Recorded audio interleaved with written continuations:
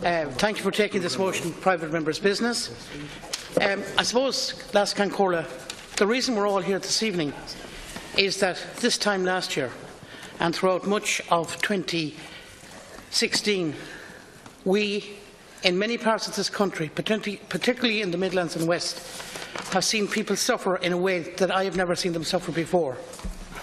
We all know that flooding has affected thousands of people across the country, and last winter's storms have left some communities absolutely devastated. Lessons must be learned from those catastrophic flooding events, which may, by the way, increase in frequency and strength as our climate continues to change.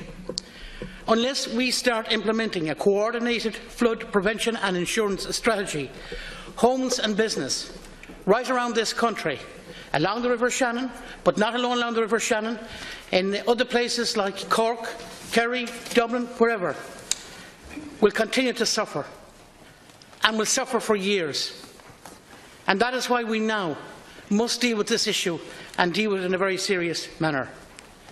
Despite numerous announcements from the government, action on flooding has been less forthcoming.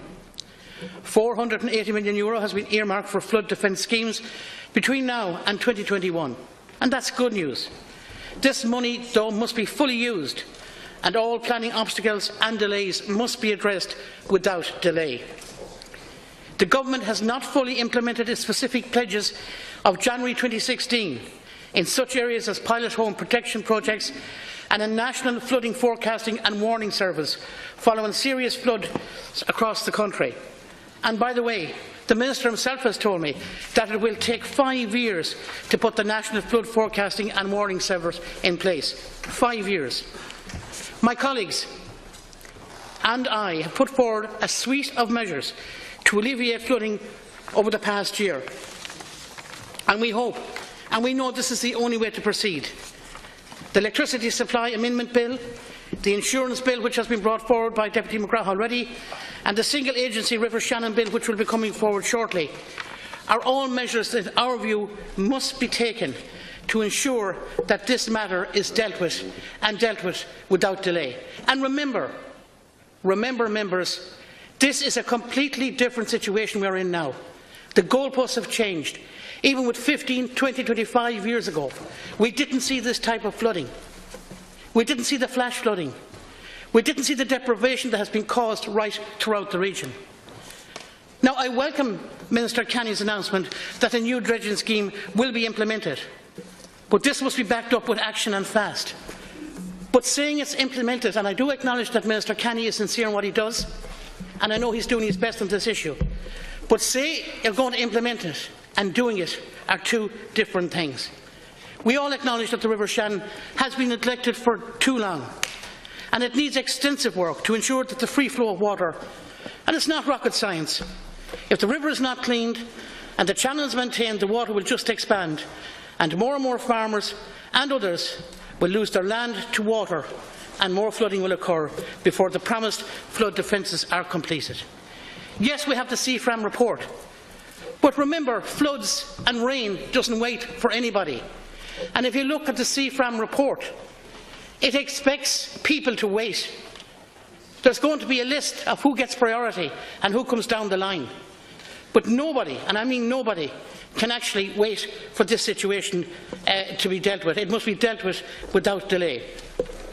We must put our people first, and we cannot allow agencies or anybody in this House must ensure that the people who have suffered so much trauma and so much devastation over the past year must never ever again go through what they had to go through. We need to have not alone the cleaning of our rivers and drains, we need to have a drainage system for farmers. We need to be proactive here, and many farmers would actually be very good at this in terms of cleaning major drains on their land, which, by the way, are all blacked up. There's no particular system there now, no grant aid for them at all. The Electricity Supply Bill 2016, which we will be moving shortly, will allow the control of the levels of water on Lough Allen, Lough Derg and Lough Ree. This is crucial. We are here dealing with an Amendment Act of 1934, which gave total power to the ESB to support the level of water on Lough Allen, Lough Ree and Lough Derg. And time again, pleas had to be made, and I know government played a role in this, to get the ESB to let the water downstream. OK, that has to be monitored. That has to be done in a certain way, I accept. But we must take power away from the agency in a situation like this. And this bill, the 2016 electricity supply bill, will do that. Before I conclude, I have witnessed the most heartbreaking cases of families left virtually homeless because of flooding. I've got to give you an example of one of my own constituents, and this just doesn't apply to Roscommon and Galway. It applies to people I know in Longford, people I know in Galway and other parts of Galway, Clare. One of my constituents left her home with her child on the 18th of December 2015 as the water continued to rise around her. She did not get back into her home until May of this year. The trauma of having to leave all behind you, including your presence under the Christmas tree, was bad enough. But along with paying a mortgage on her home that she had to get a boat out of, she did not get one penny from the government to help with the cost of renting a house for 6 months. That is disgraceful.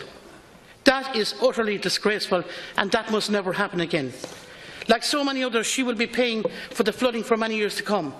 And in that area, nothing has been done to date to help with the thurlocks that have flooded main roads for months on end. And again, in counties like Galway, Roscommon, part of Longford, down into Clare, Minister, as you well know, there's an issue with thurlocks.